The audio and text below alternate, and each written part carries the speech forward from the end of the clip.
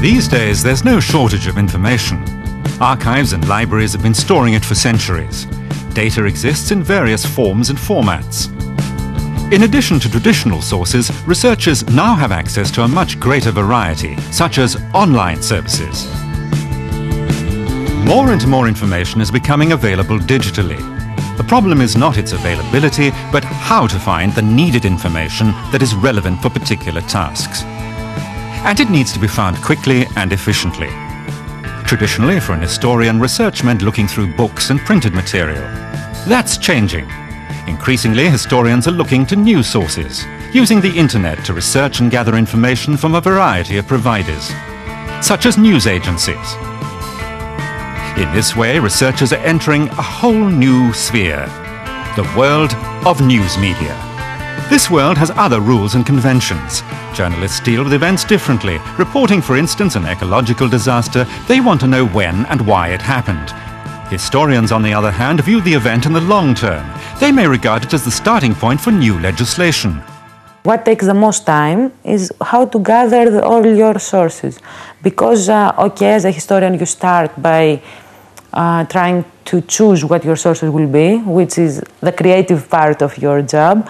But then when you try to gather them, it's really difficult.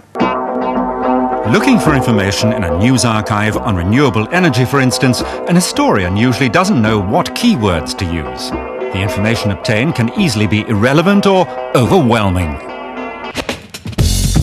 This is where Papyrus comes in. It brings together archive sources and related concepts, understanding users' queries and relating them to another domain. The project selected the history of technology and news reporting on renewable energy and biotechnology to test the method. It also takes into account the fact that terminology has changed with time. Researchers no longer need to know how information was filed years ago. What we're trying to do in Papyrus is build a system, build an application that would understand the content in each domain and try to understand the user also in their particular context, and try to bridge those two worlds, bridge those two domains, and give the right content to the right user in the right way. Video, audio and textual analysis. The tools and components developed in the project are highly advanced in these areas. All this is combined to yield search results that are as accurate, up-to-date and useful as possible. In doing so, Papyrus provides researchers with access to formerly untapped resources. Papyrus brings together the expertise and skills of a variety of European organizations that make up the project consortium. They're all striving to achieve state-of-the-art solutions in their respective fields. And compared with traditional libraries, the Papyrus system has another significant advantage. It never closes.